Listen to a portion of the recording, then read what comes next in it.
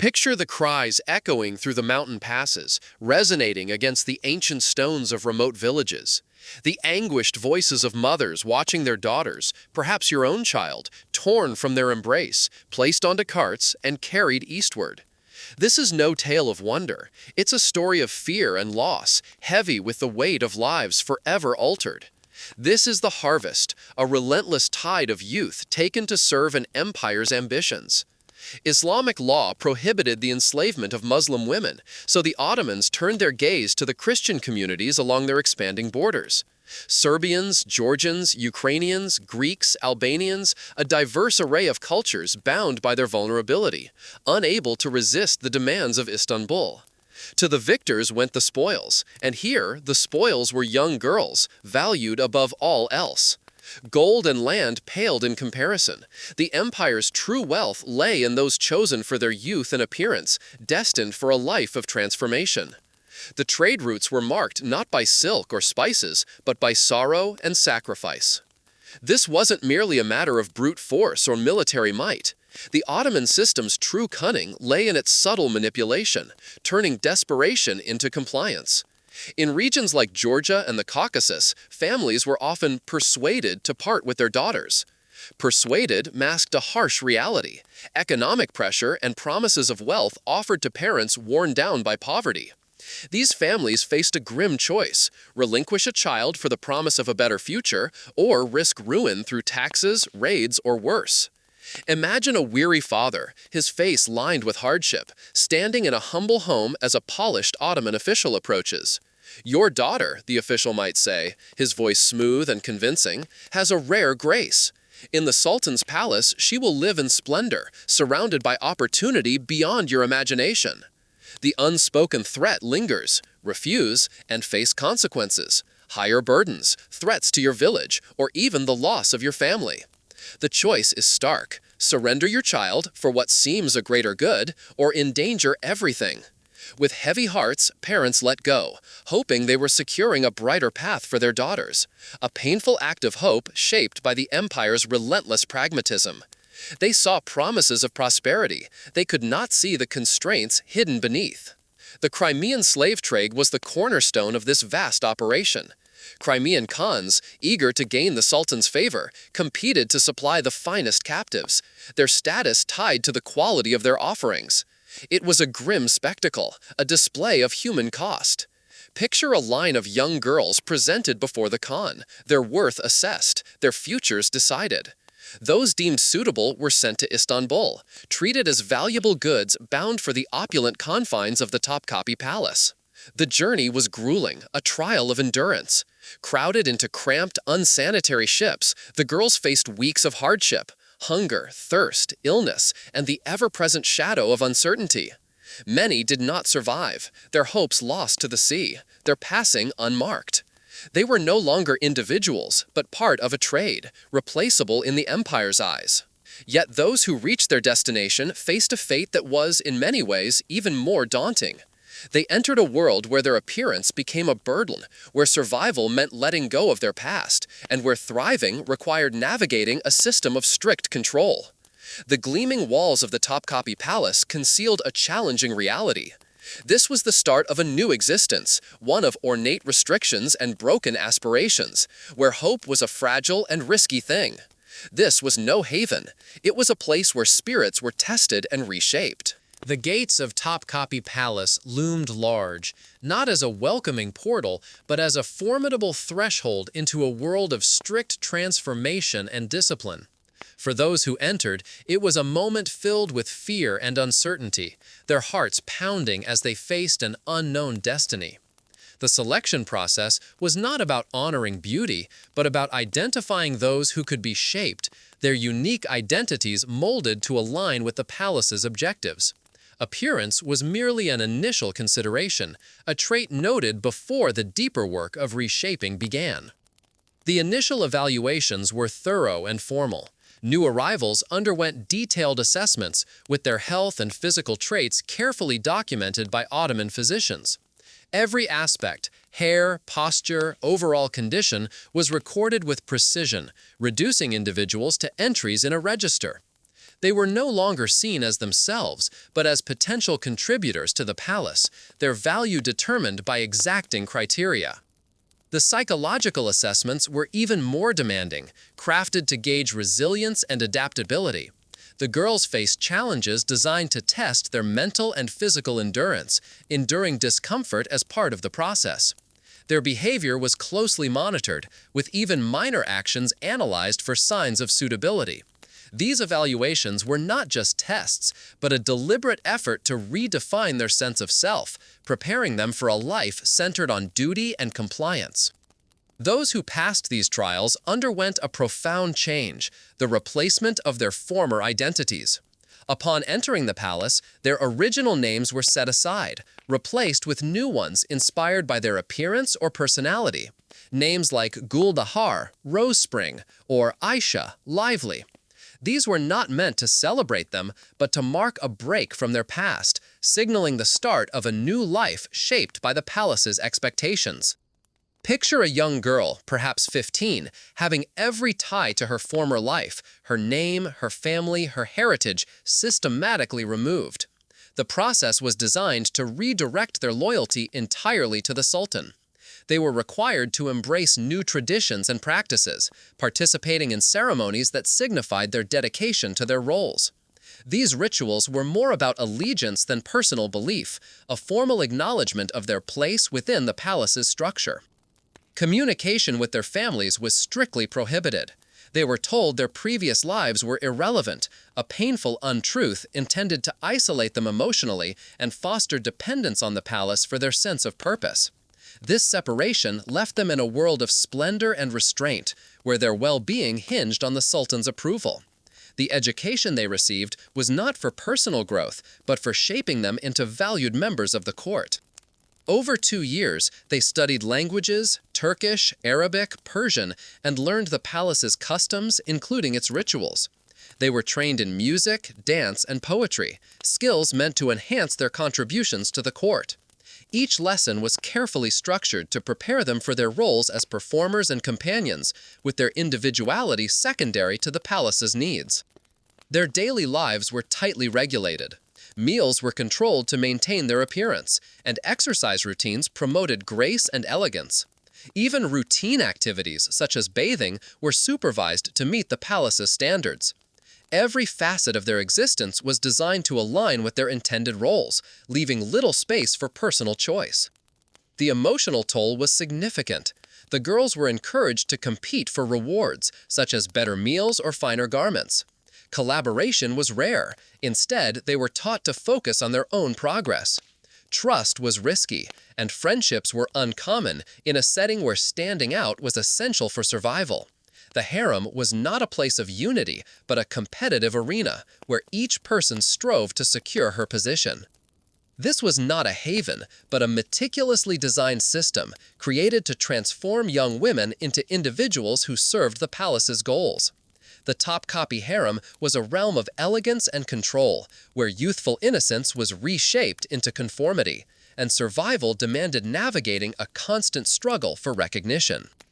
Imagine the boredom, the endless, suffocating boredom. The days stretching into weeks, the weeks into months, the months into years, each one indistinguishable from the last. This isn't about exotic pleasures. It's about the crushing weight of routine, the slow, agonizing decay of the soul. The majority of these girls would never even meet the Sultan they were being trained to serve. The Ottoman imperial harem could house over 1,000 women at its peak, but the Sultan's attention was finite, his preferences specific. The vast majority would spend their entire lives preparing for encounters that would never happen, aging in luxury that felt increasingly like a tomb. They woke before dawn, spent hours on elaborate beauty routines, dressed in their finest clothes, and waited, day after day, year after year, decade after decade. Some would wait their entire lives, dying as virgins in silk beds, having never fulfilled the purpose for which they had been stolen from their families. The hierarchy that awaited them was designed to maximize psychological torture through hope and competition. At the bottom were the odalek, essentially palace servants with the theoretical possibility of advancement. They performed menial tasks, cleaning and maintaining the harem, always hoping to catch the eye of a superior, to be noticed, to be given a chance. Above them were the sultan's personal attendants, who might catch his eye during daily service. They were closer to the sultan, but still far from his inner circle, always on edge, always aware that their position could be taken away at any moment.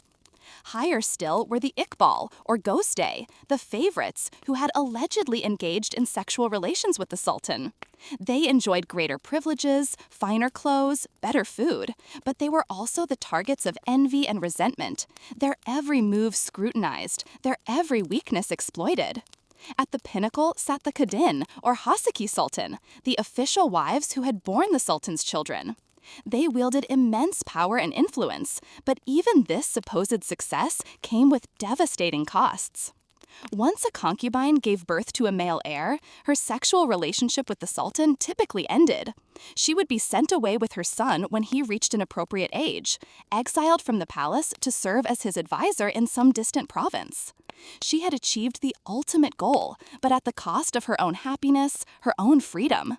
The economic disparity between these levels was staggering and intentional. A Valide Sultan, the mother of the reigning sultan, might receive 3,000 aspers per day.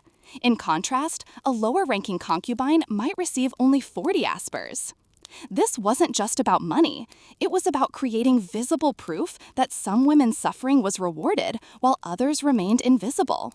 It was a constant reminder of their relative worth, a constant source of competition and resentment. But the real currency in the harem wasn't gold or silver. It was attention, and attention was finite.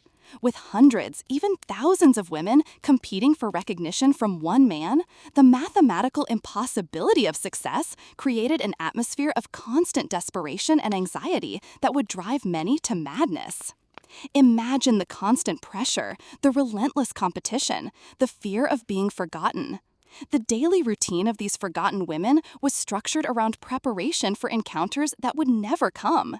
They were living for a future that would never arrive, their lives defined by a single unattainable goal. This wasn't paradise. It was a perpetual state of anticipation, a cruel and endless waiting game. The smiles were painted on. Beneath them churned a sea of resentment, of fear, of simmering madness. The gilded cage wasn't just a prison, it was a pressure cooker, and when it exploded, the results were horrific. The punishment system within the harem walls reveals the true nature of this supposed paradise. This wasn't about gentle corrections or minor disciplinary measures. It was a calculated system of terror designed to break human spirits so completely that rebellion became literally unthinkable. Imagine this scenario. You're 20 years old. You've been in the harem for 5 years, and you make eye contact with a eunuch guard for 2 seconds too long. That's it. That's your crime.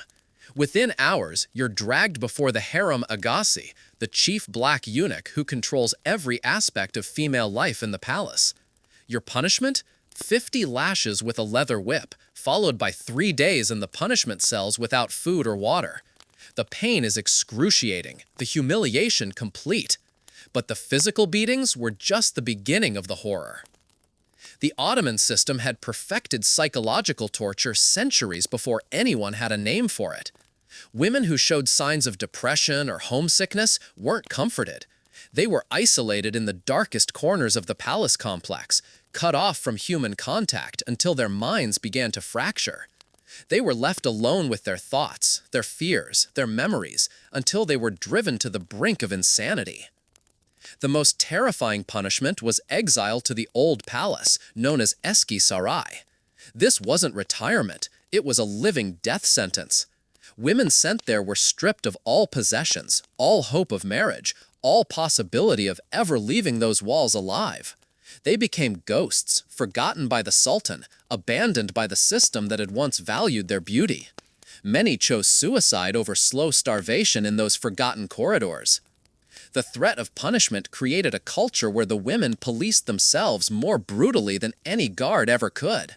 They became willing participants in their own oppression, reporting each other's smallest infractions to curry favor with their captors. A whispered complaint about the food could be reported as sedition. A tear shed while looking toward the window could be interpreted as escape planning. Every conversation was potentially monitored. Every friendship was suspect.